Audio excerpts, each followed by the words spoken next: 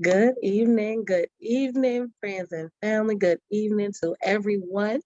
This is Tanysha Carroll and Rethink Madness Moments presenting Shift the Narrative. And this is sponsored by Mommy and Me on Assignment. And I'm so grateful to be here with you. This is our first podcast of 2023. So welcome to all of you. So glad to have you here. And I am Tanysha Carroll, music therapy expert. I coach moms of tween daughters how to navigate their relationship with humility and grace, to resolve conflict caused by communication disparity, lack of understanding of their individual collective assignment, to rethink madness using music therapy, biblical principles, and clarity to get you on assignment. And I am here tonight to welcome you to Shift the Narrative podcast.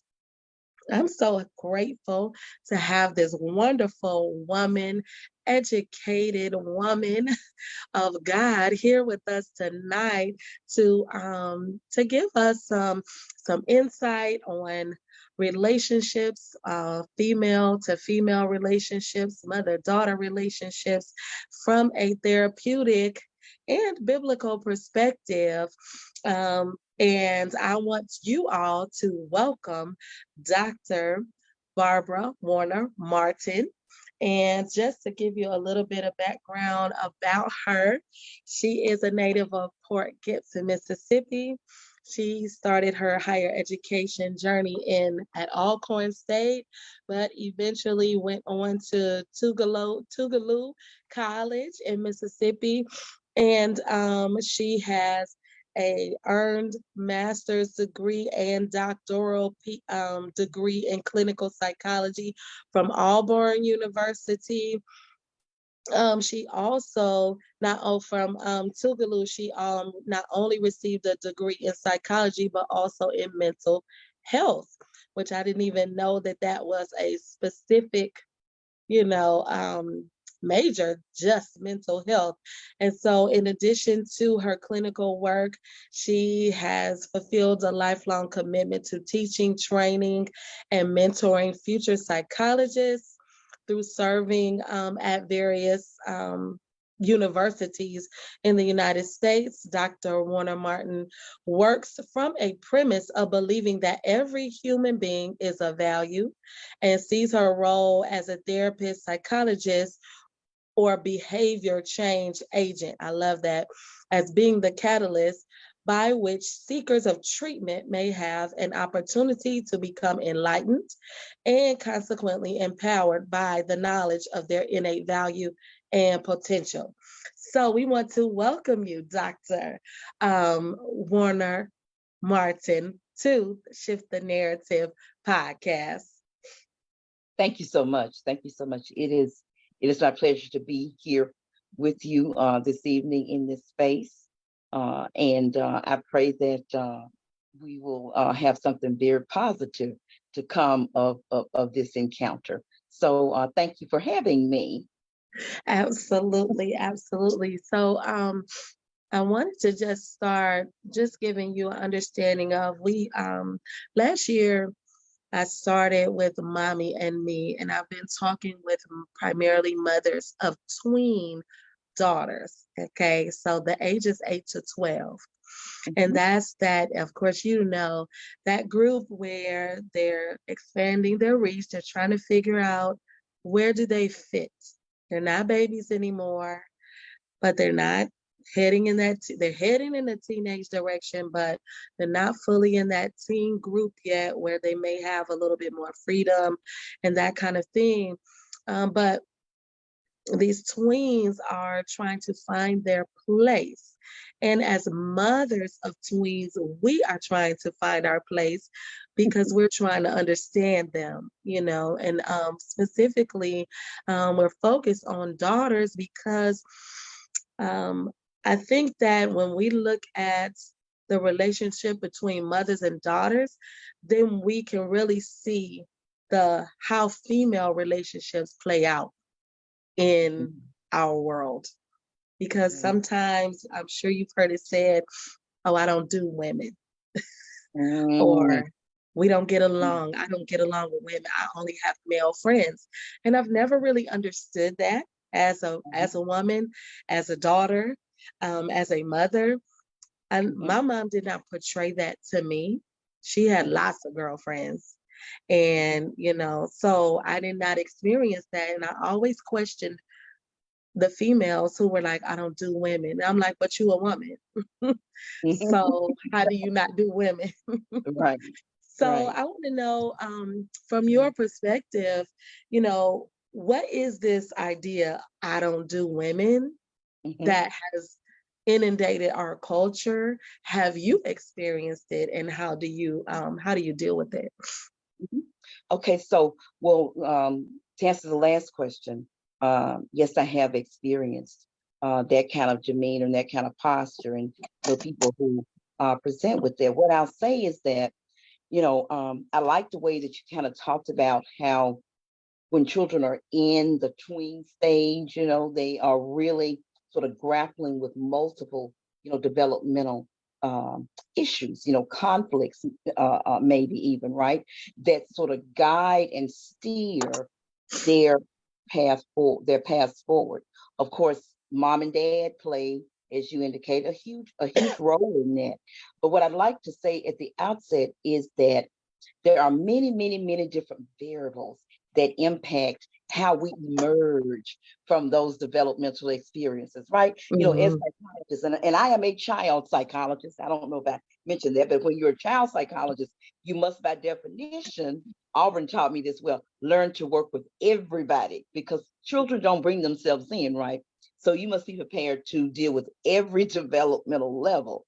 It wasn't fun doing the training sometimes, but I'm sort of grateful that it was comprehensive. But at any rate, so yes, what you are exposed to and how you are nurtured and how you are or how you develop has a lot to do with then the assumptions you make about relationships, your relationships with women, your encounters with women, with men, same sex, opposite sex, those kinds of things. I'd also like to point out that in our country, and in most countries, we sort of see mother as kind of the archetype or the representation of everything that is good, everything that is strong, everything that is nurturing, everything that is positive, particularly in African American community. But let me just share with you, Tanisha, that one of the most eye-opening and difficult factors that I dealt with very early on in my career was coming into contact with people who did not have those mothering skills. They were not necessarily bad people, but they Sure. just did not have that sort of internal representation of what it meant to stand before another human being and say, hey, I'm your mom, and here's how we're going to navigate the world. So I think we have to look at that notion that not everyone was fortunate as you, apparently, and I, to have moms who did not sort of put those kind of barriers on us in terms of who we could relate to and who we couldn't relate to in certain spaces. So that is huge. That is huge. But I think that women have the capacity to relate to other women. I think that our society may have, in some instances, both directly and indirectly, robbed us of being able to experience that, so that people make decisions based on what their experiences have been, be they Right. limited, thwarted, and even traumatized. Even Wow. experiences that are coped with trauma. So yeah, all those things come into play. I love that you brought up the fact, Mhm. that people's experiences in those formative years can be so impactful on how they navigate the rest of their life and their ability to mother or relate to other women. Mhm. Because to your point, I think that I made a very conscious decision to have girlfriend relationships. I'm the Mm-hmm. only, it was just my brother and I growing up. Um, my mom, however, grew up with all sisters. But there was a hardcore kind of family. And I did not necessarily want to mother like her, like my mom. But when it came to certain aspects of who she was, I wanted to emulate her. So in Mm-hmm. some ways, I understand both sides of that Mm-hmm. because I haven't ever necessarily wanted to mother like her, Mm-hmm. because I felt like I was missing a lot of things growing up because it was a Mm-hmm. hardcore kind of life.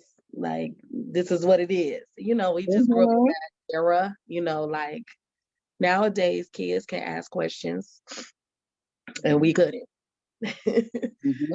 Nowadays, children can even they're given a voice more so. And I don't think that we were when I was growing up and kids around me, it was like, Mm-hmm. this is what it is. You can like it or you cannot, but this is still what it is.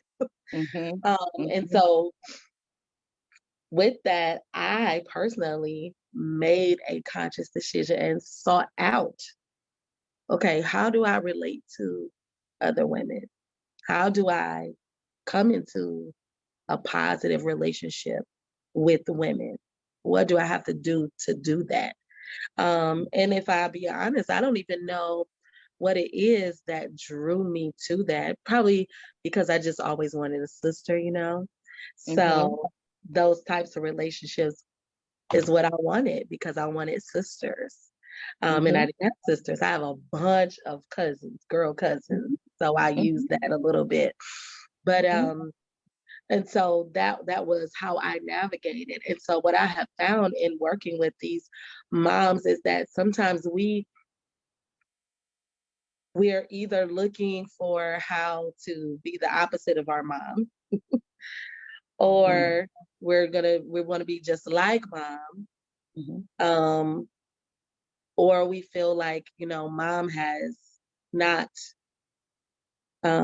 maybe we can't live up to who mom was to us, and we just all the way on the other end of the spectrum, not Mm-hmm. realizing probably that mom is like, I'm flying by the seat of my pants here, doing the Mm-hmm. best that I can. Once you become an adult woman and you realize, oh, she just did the best that she could, what she had. She didn't know any more than what I know. Mm-hmm. We're Mm-hmm. all just kind of going along and learning. So, do you Mm-hmm. think, in what way do you think that mothers can what I say here is rethink? How can we rethink and reframe Mm-hmm. our um, attention to, or our relationship that we've had with our mothers or mother figures in our life to better parent our daughters and to better have good relationships with our daughters? Mm-hmm. So I guess part of how I would approach, responding to that question is that I think that before you can go into the role of how you're going to mother and how you're going to show up in that space, it may be necessary to do some self-reflection and some examination, in terms of, so what your relationship was like with your mom. And I'm saying I'm not personalizing this, but I'm just saying, Sure, sure. the listeners or whomever, um, what was that relationship like? What were the things that, sort of I am drawn to, or that make me feel nurtured or supported? And then what are the things in that relationship that have uh, contributed to me having some unease or some discomfort, or maybe even perhaps needing to heal from Mm, things that may have been expressed or not expressed. I think it's just okay. You know, God created every last one of us. and we're different. We have similarities, but we also have differences, right? And as you said, in most instances, people really do the absolute best that they can, right? In most situations. Of course, I Sure. think that for some people there is an innate sense of, evil, and that just kind of gets, it can get magnified depending on life circumstances, right? But I think that just speaking just from a very basic level, I think just maybe spending some time reflecting on kind of what those early relationships were with our parents, and then how we would like to perhaps build on those foundations, things that we might like to change. But I'd like to kind of also share something with you here. What the research says is that um, even when we are intentional about being very, very different from our parents, when it comes down to core values like, morality, religious beliefs, how to handle money, those very core values, who am I, who can I trust, those kinds of things tend to be very, very, very similar to the parents, even in this population that you and I are discussing, even with the tweens. They may dress like their friends, they may do the language, sing the songs, whatever, you know, um, those things are with their friends. But when it comes down to decision making, which is Mm. oftentimes based on our core value systems, we are inevitably looking a lot more like our parents than others who may have some input on our lives. It may, for some people, it may take a moment to see those things. Wow. So, yeah, I I hope I that makes sense. I hope that makes sense. yes, Okay. absolutely. Thank you for pointing out, as far as we may think that we're different, and I can just testify and be a witness to that. As different as you are, there are some things, like you said, the core values that just automatically come up Hmm. for you, where you make the decisions that are very in line with how you came up. I definitely thank you for pointing that out. And Hmm. I think it's interesting. Well, when it comes to women together, because here Hmm. in shifting the narrative, our goal is that we take this idea of I don't do women and we can't get along and flip it back and shift that to, this is my sister. These are my, we can always find a place of commonality in some way, shape, or form. Hmm. Um, because and I do not I God created us to be in Hmm. community for one thing. He and of course there's times where you have to pull back, but overall he created us to be in community, to need one another. He talks about it in his word regularly about coming together, about uniting, about unity. And um how do you think women can overcome this idea, this sort of hardcore um because now this is my opinion. Hmm. I think that because when people are hurt by something, someone, some sort of situation, then it causes them to say, "Oh, I don't want to be in that situation again. So I'm just going to cut off this group of people because this group of people hurt me," you Hmm. know, not realizing that, well, it may so happen to have been these three women that hurt you or whatever, but it wasn't women, it was those three people. Hmm. But how can we as women begin to shift that narrative Hmm. and draw back into that place of community um, and build that place and build one another and encourage one another? I think that is an excellent question. And while I think that it is a huge task, a monumental task, I certainly don't think by any means that it is an insurmountable task. And I'm encouraged that you are thinking along those lines in terms of what you can do as an individual to, as you say, nurture that sense of community that Father God has instilled in all of us, right? So I think that one thing that we can do as women is that we can examine once again, our belief systems and sort of where they are coming from, and maybe what experiences might be tied to how it is that we to the seed. Before you get a flower, you have a seed. So what's at the root? What's at the heart of me with my big bad self that I can just stand in front of the world and say, you know what, I don't like women.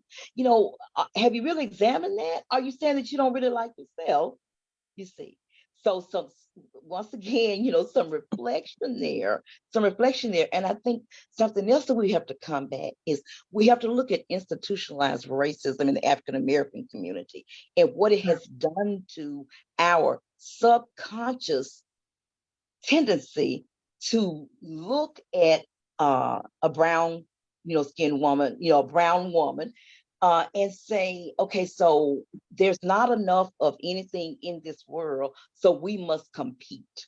We have to compete. Mm, I can't see you as my sister because I'm too busy watching to see if you're going to catch up to me. Are you going to right, have more of this or more of that? Will you have more attention? Will people like you more? You see, and the truth right, is that we can have all of those things happening.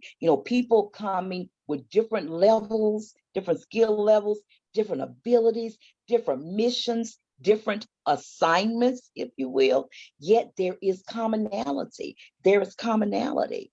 Uh, and many, many, many years ago, psychologists have been talking about how it's important to have a society that looks at altruism. What about setting up relationships very early on where you are going to just from a place of I care about you, I mm, value you, you are important to me. Here is what I would like to do with you, for you, as a part of your tribe, as opposed to, I'm going to take everything from you because you're not doing, you're not playing fair. It's kind of like we all sort of revert to kind of we regress, to being like toddlers. And it's just all me, I. So I think in order to, like you say, shift the narrative, get to a place where we are able to see the positive potentiality, I think we have to be willing to perhaps undo, if you will, unravel and untie some of those negative thought patterns and that have contributed to those negative behavior patterns that have right. propelled us into where we are now. So good, so good. I really, wow, yeah, taking some of those thought patterns and untying them. I like how you said that, and being willing to be in community just for the sake of being together. I love you. I care about you. And you know what it made me consider is, and this is something that we talk about in our group, Mommy and Me, is sometimes we're responding in a way because of what we think of ourselves. Mm-hmm. So I'm not able Mm-hmm. to connect with you as a woman because I haven't connected with me as a woman, or I don't love who I am as a Mm-hmm. woman. What is your response to that? Have you, what was your journey in Mm-hmm. learning about yourself as a woman and how that has played out as you've moved forward and become such a voice in your community and but when it comes to female relationships, how what do you think about that and how has it shown up in your life? In some, it has been a journey. It has been a journey. And as Oprah would say, I wouldn't take nothing for the journey now, but let me tell you, girlfriend, it has truly been a journey. You know, as you were talking, I was thinking of an experience during my early training when I think I may have had, I was doing my residency, my internship. And one of my mentors came to me and said, "Hey, Barb, we're waiting to see your reports." And there were 10 interns from all over the country. I was one of the 10, the only African American. And he says, "You know, we know you have it, but we've not been able to evaluate any of your written materials because you haven't turned in any reports." And I was like, "Well, oh yes." He's like, "Who did you turn them into?" "To the secretarial pool." Back in those days, we actually had a secretarial pool, right? And they would sort of put the things together and then give it back to you to read, proof, and then send it to your mentor. Long story short, we went on this scavenger hunt trying to find my materials. They had been turned in as requested, but not one, and this is over a period of several months, not one report had been done. There was an African American female who was in charge of doing my reports. And Tanysha, she had not done my reports.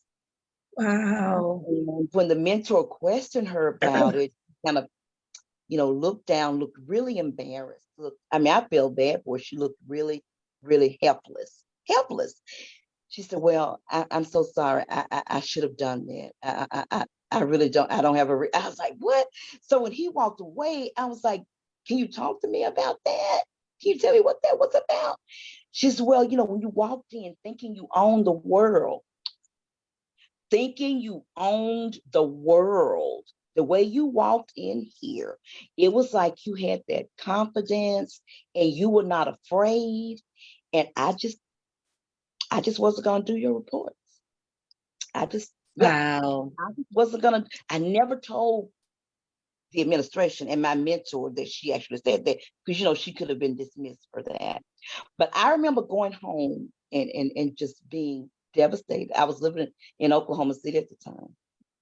And I called my dad and I said, I just don't know if I even want to be a psychologist anymore because there are people here, you know, women who look like me, who are treating me as though, almost as though I'm such a major threat. I'm subhuman. So just because I'm smart and just because this is what I've chosen to do, it means that in some way,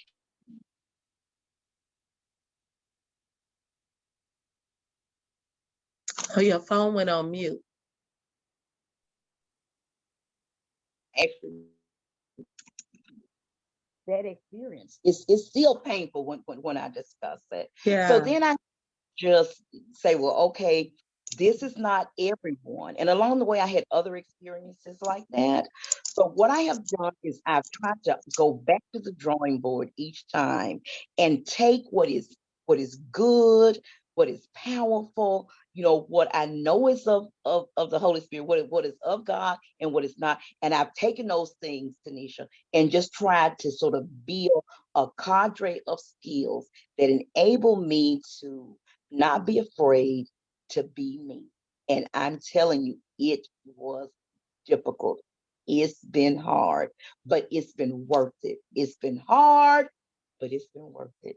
It's been hard, but it has been worth it. So yes, I have had to maintain my professionalism and continue to be who I am in spite of times that I have not been supported by my people.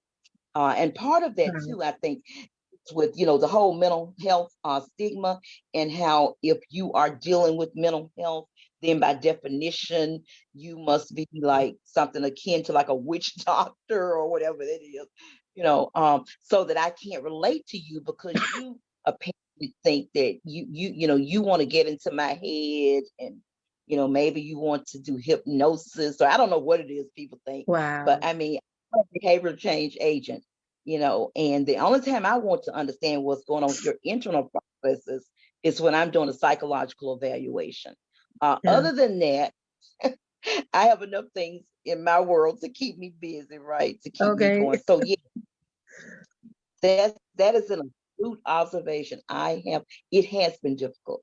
And I would not mislead you or the audience into thinking that it has not been. There were days when, like I said, I questioned myself and my capacity to stick with it, because sometimes I did not have Wow. that support. And there were other people, there were other mentors. See, God is like that. He makes sure that he supplies exactly Yes. what we need, right? Yeah, And for sure. introductions to psychology was an African American female who was often very misunderstood because she was so fair skinned that people oftentimes did not notice she was African American. And of Mm, course, she would all kinds of comments about her and that type of thing, not knowing that she was an African American woman. But she was at the chair of psychology at Tougaloo College, at my undergraduate institution.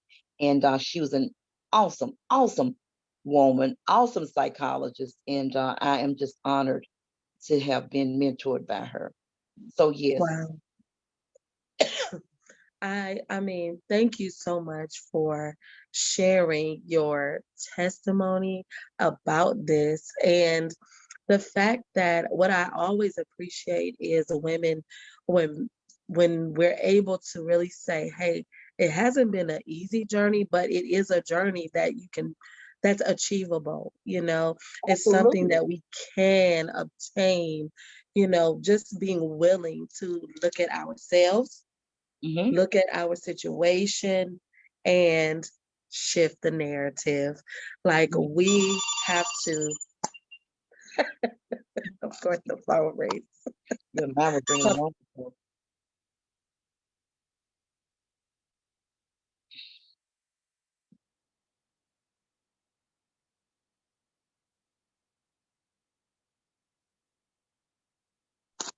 Hilarious. Okay. But but to be able to just say, that there's something, what we've talked about in Mommy and Me a lot is, as women, we have to really be able to just be okay with the journey. Like, be okay with what you had to come through, because you came through. Like, Mm-hmm. if you're here now, you came through. You Mm-hmm. made it through. Mm-hmm. Maybe you're like Jacob, you got a limp, Mm-hmm. but you still came through. You Mm-hmm. still made it. You still survived.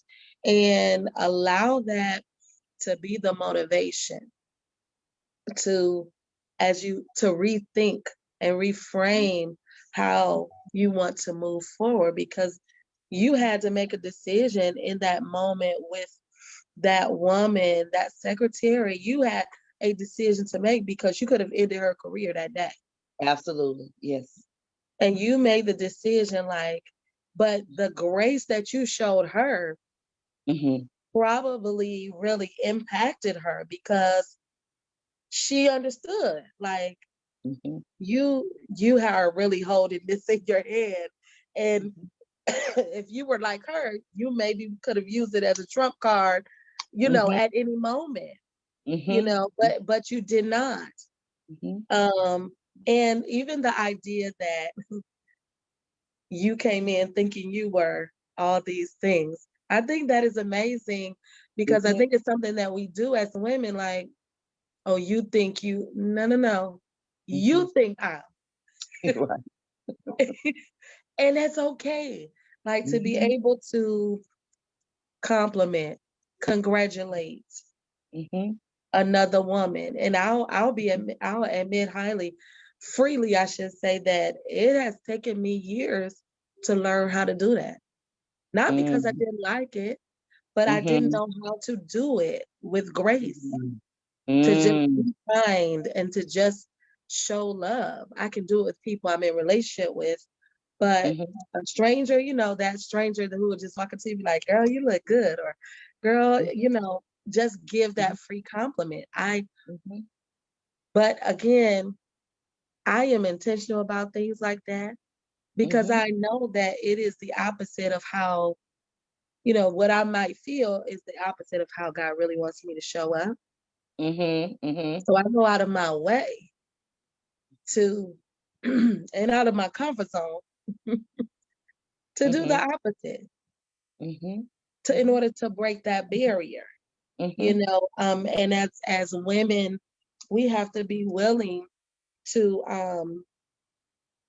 break that barrier and to show up differently, to just like this woman came and had all these assumptions about you, not Mm-hmm. knowing you, not having a Mm-hmm. conversation, Right. Yeah. not like, hey, can we go have dinner after this, not Mm-mm. getting to know you, but Mm-hmm. simply assumptions Mm-hmm. about who you were. Yeah, Mm-hmm. you're a confident woman. Yes, Mm-hmm. because Mm-hmm. that's how we had to live. And I can only imagine at the time that you were in school, Mm-hmm. you had to be confident. Mm-hmm. There was no in between for you.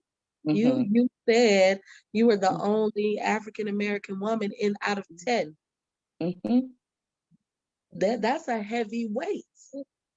That's it. That's a heavy weight. And so then for the one person who you think is going to be on your side to actually be coming against you, Absolutely. I Absolutely. mean, what are we to Yes. do with this type of behavior? And so this is exactly what we're talking about here. In order to shift the narrative, and you have said it multiple times that we choose something different, and we Mm-hmm. address what our thought patterns are. Mm-hmm. Um, you said that earlier about us addressing what has happened to us, and Mm-hmm. and what our thoughts and our thought patterns are about things. Um, I'm gonna jump down. I want to look here and just see if anybody is having any comments. Let's see. Your good friend is on here, Vivian and Carroll. Who is that? Oh, I just love her. Love her. And she's saying that Good her desire evening. is to sow into someone else. And so, as women, we talk about having those relationships, and that Yes. if we look at it as she's saying, sowing into someone else, if we So look at it yes. like we're Mm-hmm. not missing anything, Mm-hmm. Mm-hmm. Mm-hmm. And I how do think you think? that's exactly right. That I think that's not to interrupt you. That's exactly right. Sort of sewing into it gives you a place to it gives you a place, a marker on the journey. This is a journey. We're growing, we're evolving, we're developing. But I think being aware of our capacity to sow into others. Mm, So just because we have been, maybe bruised or hurt, and I was transparent tonight for a reason, because I'm at a point in my life when, I don't waste people's time, and I don't really like to have mine wasted. So I just try to tell the truth when I get the chance. yeah, Maybe earlier in my career, there were things that would have prevented me from being as transparent, as I sure, am now. But I think in that transparency, we can help others. We can help other women. We can help others as yes, they come along, right? So I think Vivian is exactly right, and is exactly right in terms of, what can we do to sow into into others? What can we do to give, and without the expectation oh boy, of what the return is going to be on the other end, right? Um, right, I think that's important too. So you're exactly right. I agree absolutely with that. And as we examine those behavior, those thoughts that provide the seed for the behavior, we learn how to change the behaviors, and then we just sort of step out, on our faith, you know, facing our fears, and maybe be the one who extends to another person. We teach our children that it's okay to be altruistic. It is okay to be altruistic, and not everyone is going to respond to you likewise or in kind, but you still make a choice every day in terms of how you're going to show up in the world and how you are going to respond to what the world deals you. We don't deal the cards, but we have a lot to do with how we respond. Yes. Yes. So good. So good. I want to just say thank you so much for being transparent with us tonight. Your testimony and you sharing, I know that it is going to bring healing in some other woman's life. It's going to bring her to a space where she also can reevaluate her situation. Maybe she is like you, coming into a place where people are having prejudged her, or maybe she is the one who is doing the prejudging, but now we have a Mhm. clearer picture to say, listen, you don't have to prejudge, nor do you have to respond negatively if you are prejudged. And I love that. I appreciate that, because that type of encouragement and sharing is what allows us to shift the narrative. And we start just one woman to woman, one woman to another Mhm. woman. And tonight we've shared it not only one woman to another, but other women are going to see this, and hopefully they will see it as an opportunity to change their choices and behaviors going forward in life. And then it will impact the next generation, and that generation will not have that same testimony that we don't do women, because we do women Mhm. over here. Right. And we want this to be a space where moms can connect with one another and be encouraged regardless of what you've been through. We also want this to be a space where women can come and say, I wasn't always the one who was able to clearly have a good relationship with females, but now I'm reevaluating and looking at it again. So as we begin to close, I would like to know, what is one final word or thought that you would like to have just to encourage women to have and build relationships with one another? Mhm. What I'd like to say is, first of all, once again, I'd like to thank you for this opportunity to connect with you and with your audience in this way. This has really been, I think, a very, very solid and a very positive conversation. Uh, so, along those lines, what I'd like to say to women is that deep down inside, when you get real deep, past the makeup and the hair and the this and the whatever, you know, deep down inside, we're all very similar to each other. We're very similar to each other. We are human beings. We have the blood, of our Lord and Savior that runs through our veins, right? And we are created in his image. And if we are, then we are created to love. hmm hmm So, sister, get busy loving on yourself and loving on the world, because oftentimes the world forgets to tell you how important it is to be able to love you. I think women sometimes are even made to feel ashamed for loving themselves and for caring for themselves and for being intentional about self care. Self care is extremely important. It sort of elevates or enhances the likelihood that you're going to be better spiritually, socially, financially, physically, psychologically, and in other ways. Another thing I want to leave with you is social support. Those connections that we're talking about, those positive connections, are not just on their face good.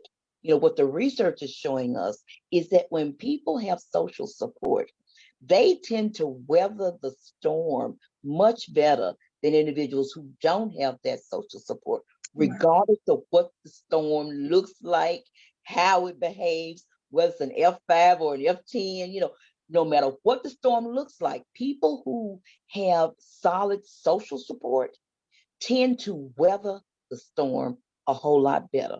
But before we can get to that, that communal collective support, we must, women, give ourselves permission to be ourselves. You're enough.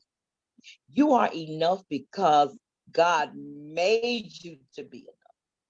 You are enough, and you have everything that you need in order to be successful. So don't let anything in this life stop you from celebrating who you are and who you came to be. If you don't know why God sent you to the planet, ask him. Ask him and be ready for the response. Yes. Mm-hmm. Mm-hmm. I love it. Well, that is a Selah moment. Uh,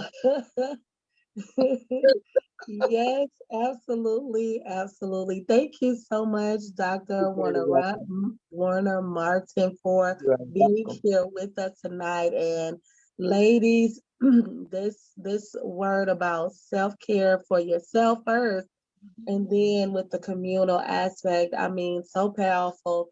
For those of you who are coming in and you're just getting here, we're closing out. I apologize. Um, but go back and listen. Go back and listen to this amazing conversation. I am your host, Tanysha Carroll, and we have been talking with Dr. Barbara Warner Martin, and it's been a powerful conversation about relationships between women and also, how we can better affirm one another and affirm ourselves as we move forward in this society. So thank you for being here with us. This is Shift the Narrative, hosted by Mommy and me on assignment. It's been our pleasure to be here with you, and we look forward to seeing you again. Our next conversation is going to be on Tuesday, February 21st, and we will be hosting Dr. Um, Dephoria Lane, who is a music therapist in Cleveland, Ohio. And so I'm very excited about that. And so make sure that you make plans to be with us because we're going to be here again every third Tuesday for this first quarter. We're going to be sharing with some very amazing women. And so thank you, Dr. Warner Martin, for being here. Thank you, everyone, for the conversation, and we will see you again next time. Good night.